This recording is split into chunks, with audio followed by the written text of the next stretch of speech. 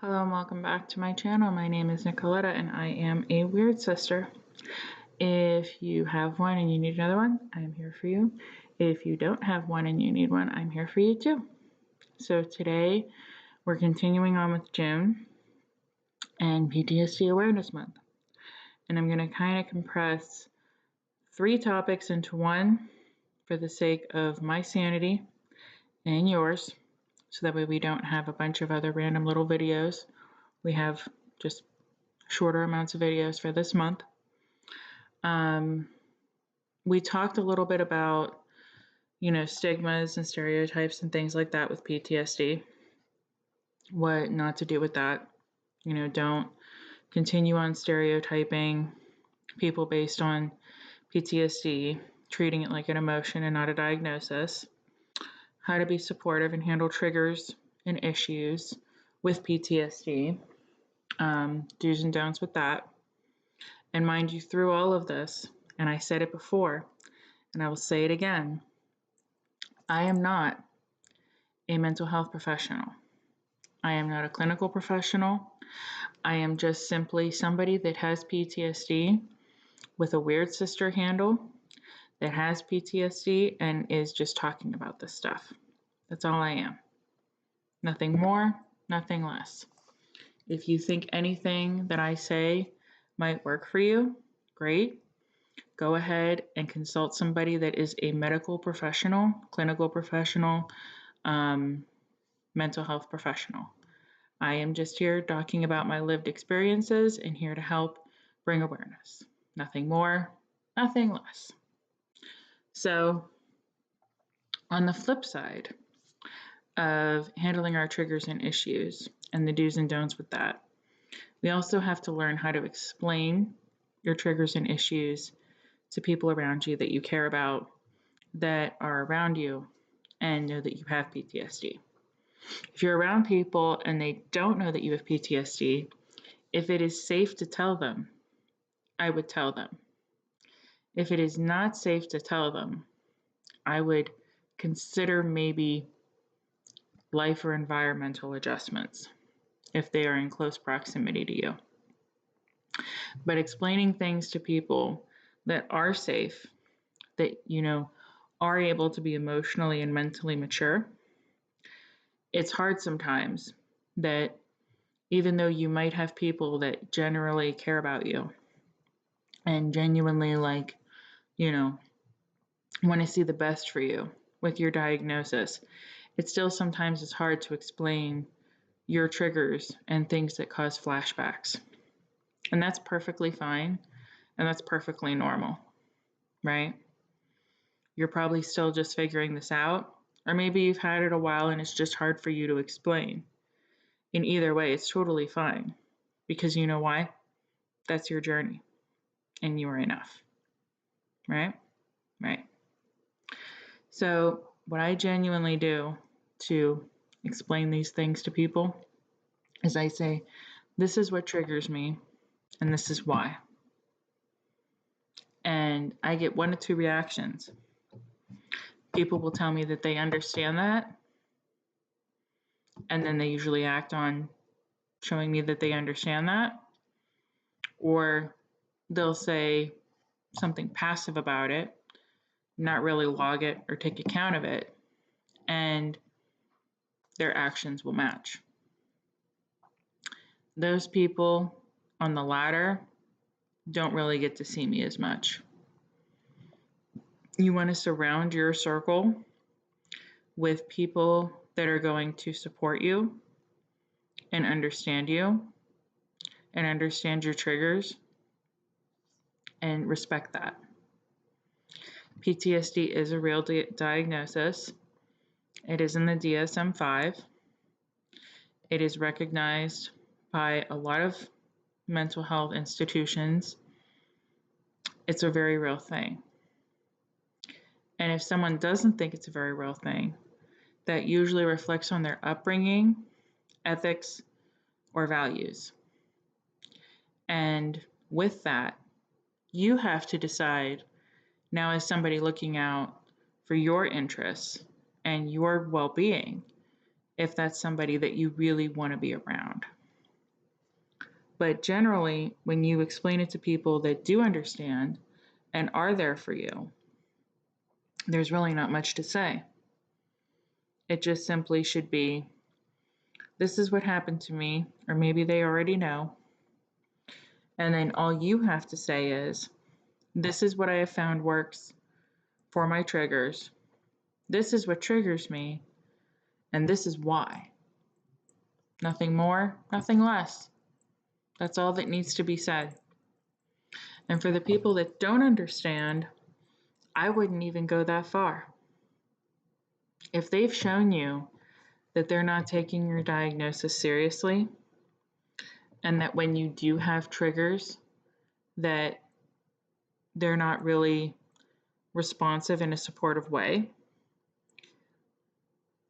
that's all you really need to know.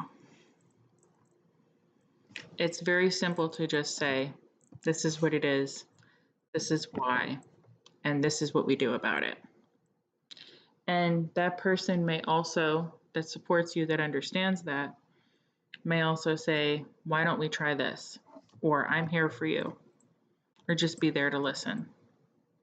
And those are the people that you want to keep in your court once you've explained it and you've just simply laid it out. The easiest thing you can do with PTSD is not overthink it. And I know that sounds really rough, and it was hard for me to get my head around, because part of it is overthinking everything all the time, because you're in a constant state of trauma and you don't know when the other shoe's going to drop. So you're more prone to overthink as a result. But truly, the best way to counter that is to just keep things plain, keep things assertive. It's a challenge, but it's worth it. So with that, we then need to learn how to set boundaries. And so what I do generally to set my boundaries is I take stock of every situation I'm in, how it made me feel, who was present, what actions were taken, and where I need to go from there.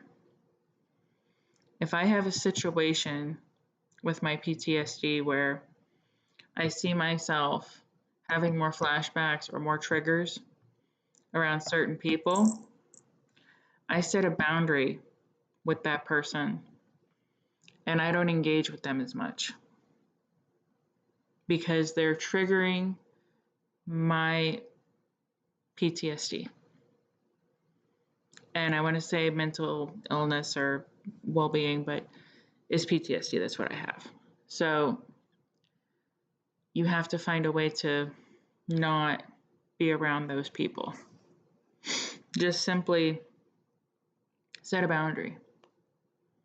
And I know that sounds hard. It sounds as hard as trying to not overthink it. But simply just say, I don't want to be around that person as much. And if for any reason, maybe you have a family dynamic or situation where you have to be around that person, even though you've set a boundary with your PTSD around them and not talking about it, or them maybe not treating it the way that it should be treated, and you setting a boundary of this is what it is and this is how I need you to treat me, and them not respecting it, distance yourself as much as you can in any social event. And then eventually what will occur is people will see that it's okay for you to maybe distance yourself entirely. And then it will become known that you took yourself seriously. You took your self-respect and you took your mental health seriously enough to distance yourself and work out that boundary. Another way that I set boundaries and that I've seen that works with setting boundaries with PTSD is to just simply shut off the world. So with my work schedule, I am a notary, I am a bookkeeper, I do copywriting services, and I'm starting up my art business again. I do a number of other little things, right? All these other little things that make into one big thing. It's my own set of businesses, right? So I have the ability to take one day a week just to myself. I take Wednesday off. And that's usually when I film these videos because it's my day off. And that's what I do. I make time for myself and check in with myself and see how things have made me feel thus far in the week from Sunday through Tuesday, and then proceed Thursday through Saturday how I need to. It's right smack dab in the middle of my week. Wednesday is the best day of the week. And I know that a lot of you probably don't have that luxury. And I do consider it a luxury because I know that a majority of the world doesn't have the ability to just take one day a week. You know, we're always busy, we're racing around, we're doing all this stuff. And then, you know, you get hit with this terrible diagnosis of PTSD that you got to live through and you got to manage. How are you going to make time for yourself to do that? Well, if you don't have the ability to take one day a week, I would set maybe, you know, some time after work or however you feel fit, maybe once a month, maybe twice a month, go on a trip or something and sit in and check in with yourself. It is a way that you can start setting a boundary to begin self-care for yourself. Because I promise you with PTSD that if you don't give yourself some time to rest and recover, it doesn't get easier for you. You need to be able to rest and recover. Just because it's not a physical injury doesn't mean it's not a real injury. Mental injuries are just as serious, if not more serious, than a physical injury. And everybody needs time to heal. Everybody needs that boundary to take a break. So that is what I would do in terms of boundaries. Distance yourself from people that don't understand, if you can.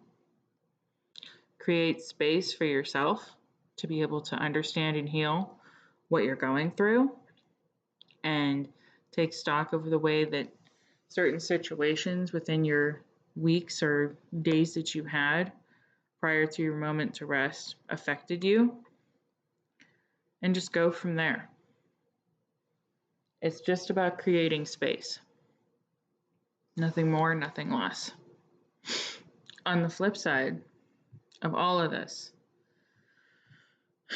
I would say it's really hard to get people to understand your diagnosis without them understanding that it's not just an emotion or a host of emotions.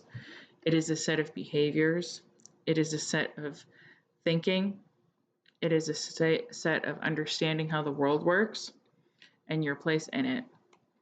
A lot of people with PTSD have trust issues, have construed views about negative emotions and the way the world works. And it's really hard for them to function in normal relationships. It's taken me a long time to understand what's normal and what's right in the world, because I have had so many things happen to me where I had issues with trust and I had issues with what normal looks like and not living in a state of constant trauma. But I had to learn that from all of that, you cannot be a victim to your own thing. If you are letting PTSD run your life to where it's not getting resolved, it's only being stated, you're not going through therapy, you're treating it as something that, it's what you have and you're not trying to understand it, you can't be a victim to it. You can't let it succumb make you succumb to your whole personality trait of, oh, she has PTSD. Oh, he has PTSD. That's not fair to you, mostly. It's not fair to you. It's not fair to those around you. It's not fair to those you care about. You have to learn how to pick yourself up by your bootstraps at some point and realize how you need to heal, what you need to do to get there, and which way is up. It's hard to be able to do that if you have CPTSD or PTSD, and I get it. I've lived it, and it is very hard. I went through years of EMDR, and I went through years of psychologists and therapists to get me to where I am today. It's where I'm able to have a great work week and take a day off in between and have the wonderful life that I have. But it took me sitting with myself and saying, what are you doing about it though? And working through it and making the changes and doing what I need to do. You know, if you don't get up and change it, you're going to get stuck there forever. And PTSD is not fun to have. I don't enjoy it. And I don't think anybody that has it does. It's not anything to be celebrated. It's not anything to constantly talk about. It's not anything to say, oh, I'm going to just bring up my PTSD all the time or have people tiptoe around it all the time. It is okay to know what triggers you and to take charge of it yourself and not make everyone else feel responsible. It is okay to know what triggers you have, what flashbacks you have, and how they affect you. It is okay to stand up for yourself if people are making it more and more obnoxious for you in trying to replicate those things and constantly bring you down. That is okay. But constantly reliving it, constantly making people feel like they have to tiptoe around you and not making any efforts to move forward, that's not okay. Set your boundaries, know your triggers, learn how you need to heal. It's very simple. I know it seems hard, and it's been very hard for me. And I've even had to remove relationships that I've held near and dear to my heart for a very long time to be able to do it. I've had to remove people out of my life because they weren't able to care for me the way that I was caring for them, and they weren't able to take 5 minutes and understand what was going on and work with me on it. You know, there's a certain point where, again, if you're constantly explaining and they constantly don't have the need to listen, it's not good for either of you. So, know your triggers, set your boundaries, and don't be a victim to PTSD. That's what it wants. You're letting it win when you do that. And we can't let PTSD win. You know? Every day that you survive is a good day, right? And so far, you have a 100% success rate of surviving every bad day that you've been through. So, don't let it be another one. Don't let people bring you down. And certainly don't be a victim. With that, I will leave you for today.